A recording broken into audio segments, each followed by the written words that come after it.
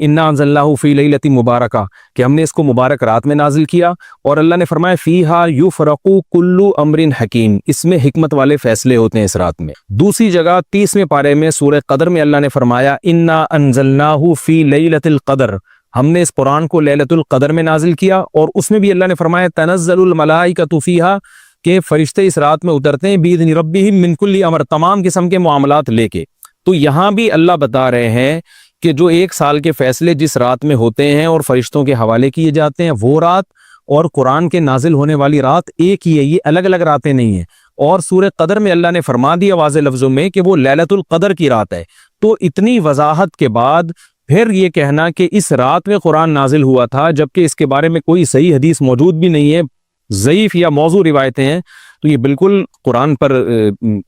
میں سمجھتا ہوں کہ یہ ٹھیک نہیں ہے، بالکل دلیل کے لحاظ سے یہ کمزور بات ہے۔ اگرچہ بعض علماء اس طرف گئے ہیں اور انہوں نے تعویل کی ہے، انہوں نے یہ تعویل کی ہے کہ قرآن جو ہے آسمان دنیا پہ آیا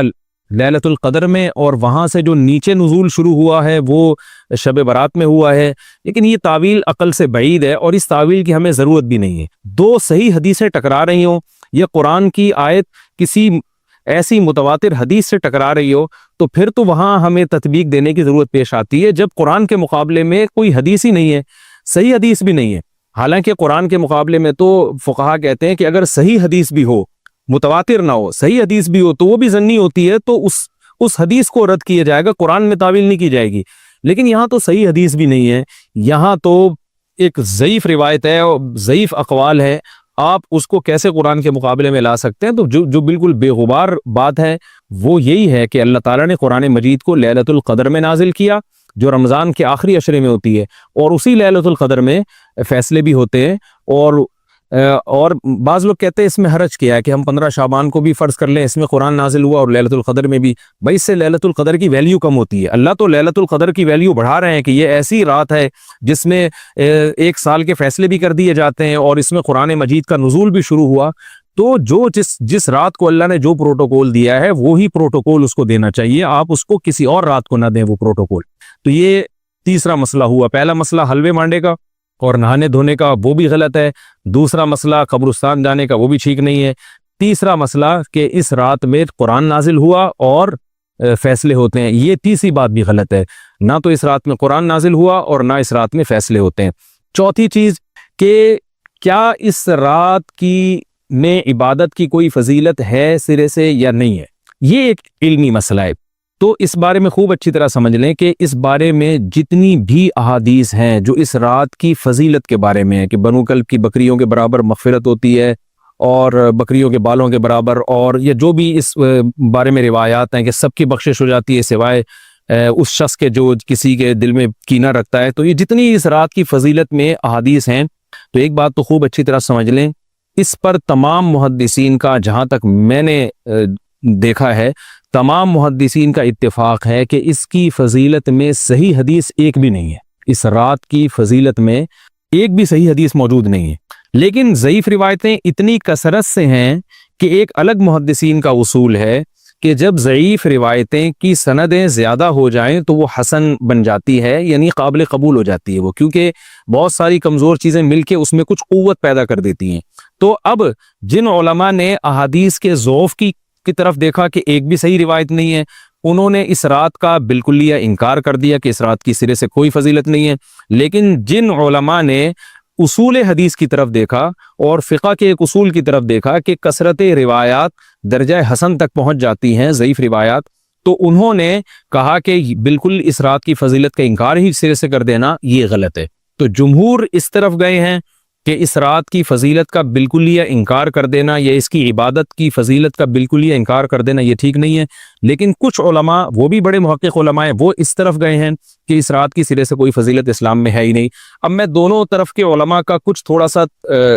تجزیہ پیش کرتا ہوں۔ تو جو علماء یہ کہتے ہیں کہ اس رات کی فضیلت ہے اور فضیلت میں کثرت سے روایات ہیں اور اس میں بڑے بڑے علماء داخل ہیں، امام شافعی رحمہ اللہ تعالی جیسے مجتہد بھی ہیں جو اس رات کی فضیلت کے قائل ہیں۔ باقی ائمہ سے مجھے جو ہے نا امام ابو حنیفہ سے کچھ نہیں ملا اس رات کی فضیلت کے بارے میں، اور امام احمد ابن حنبل سے بھی مختلف روایات ملی ہیں، اس لیے میں جزم سے کسی اور امام کے بارے میں نہیں کہہ سکتا، لیکن امام شافعی سے بہرحال اس کی فضیلت صراحتاً منقول ہے، اگرچہ انہوں نے بھی اعتراف کیا ہے کہ اس کی روایات کے بارے میں جتنی اس بارے میں روایات ہیں وہ ضعیف ہیں، لیکن وہی ایک اصول ہے کہ جب ضعیف روایات بہت کثرت سے ہوتی ہیں تو درجہ حسن تک پہنچ جاتی ہیں۔ تو اس اصول کے تحت جمہور اس کے قائل ہیں کہ اس رات میں عبادت اگر ہم کرتے ہیں تو دوسری راتوں کی نسبت ہمیں ثواب زیادہ ملتا ہے، لیکن جو بعض دوسرے علماء جو بالکل ہی اس رات کی فضیلت کے منکر ہیں، ان کے دلائل میں یہ ہے کہ یہ بات اگرچہ درست ہے کہ اگر ضعیف روایات کثرت سے ہوں تو وہ درجہ حسن تک پہنچ جاتی ہیں، لیکن وہ کہتے ہیں کہ کچھ قرائن ایسے ہیں جن قرائن سے پتہ چلتا ہے کہ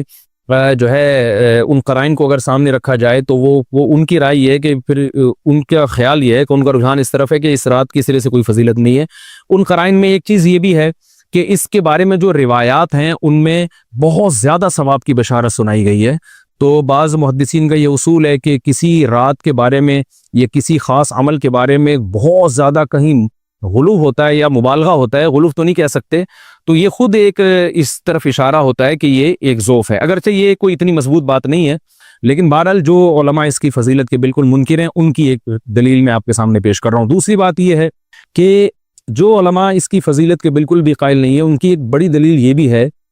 جن میں ہمارے شیخ حضرت مفتی رشید احمد صاحب رحمہ اللہ تعالیٰ بھی تھے، اگرچہ انہوں نے اس بارے میں کوئی صراحتاً فتویٰ نہیں دیا، لیکن وہ یہ اشکال ظاہر کیا کرتے تھے کہ شریعت میں جب بھی کسی وقت کی یا کسی خاص رات کی کوئی فضیلت آتی ہے تو اللہ تعالیٰ اس کو جو ہے وہ اس کا صحیح ٹائم نہیں بتاتے، بلکہ اس میں اختلاف ڈال دیتے ہیں۔ اس کی مثال ایسے جیسے جمعے کے دن حدیث میں آتا ہے کہ ایک وقت جمعے میں ایسا آتا ہے جس میں دعا لازمی قبول ہوتی ہے، اب ظاہر ہے وہ بڑا فضیلت کا وقت ہے، تو وہ وقت ہمیں متعین طور پہ بتایا نہیں گیا ہے، اس لیے علماء کا اس میں اختلاف ہوا، بعض نے کہا عصر کے بعد، بعض نے کہا کہ 2 خطبوں کے درمیان۔ لیلۃ القدر کو دیکھ لیں، لیلۃ القدر کی فضیلت میں قرآن بھی ہے، بہت ساری احادیث ہیں، لیکن لیلۃ القدر کی رات ہے کون سی یہ اللہ نے اس میں ابہام ڈال دیا۔ طاق راتوں میں 21 بھی ہو سکتی ہے، 23 بھی ہو سکتی ہے، بعض بلکہ حدیث سے 22ویں رات کا بھی ہونا ثابت ہے، زیادہ امکان 27ویں رات کا ہوتا ہے، تو وہ متعین نہیں ہے۔ تو جو علماء کہتے ہیں اس کی سرے سے کوئی فضیلت ہی نہیں ہے، ان کا رجحان وہ ان کی ایک یوں سمجھے کہ دلیل تو نہیں لیکن ایک استیناس کہتے ہیں اس کو، کہ اس سے ان کے اس نظریے کو تقویت ملتی ہے کہ اگر یہ اس کی اتنی زیادہ فضیلت ہے تو اس کی تعیین میں اختلاف بالکل بھی نہیں ہے، تو یہ وہ کہتے ہیں کہ یہ مزاج شریعت کے خلاف ہے۔ اور تعیین میں اختلاف ہوتا کیوں ہے؟ علماء نے بیان کیا اگر لیلۃ القدر کو متعین طور پہ بیان کر دیا جاتا نا کہ یہی لیلۃ القدر ہے تو بہت ساری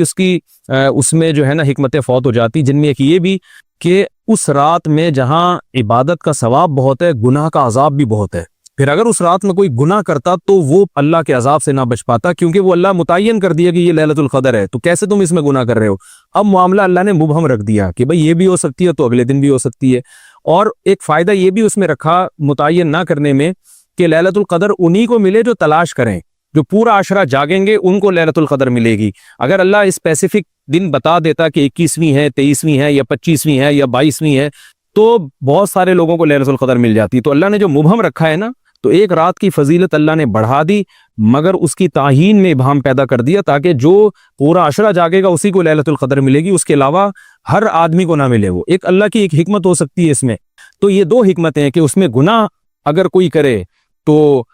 اس پر عذاب نہ آ جائے، کیونکہ اگر متعین کر دیا جائے گا تو پھر گناہ کیسے تم کر رہے ہو اس رات میں، تو اللہ نے اس میں بھی ابہام پیدا کر دیا۔ جو گناہ کرنے والا ہے اگرچہ وہ بڑا گناہ گار ہے اس رات میں، چاہے وہ رمضان کا آخری عشرے میں کسی رات میں بھی گناہ کرتا ہے، لیکن کم از کم اتنا عذر تو ہے کہ اس کو کیا پتا تھا کہ یہ آج لیلۃ القدر ہوگی۔ تو جو 15 شعبان کی رات ہے اس کی بہت زیادہ فضیلت ہے، تو پھر یہ رات کو متعین کیوں کر دیا گیا؟ یہ ان علماء کی دلیل میں بیان کر رہا ہوں جو اس کی فضیلت کے بالکل بھی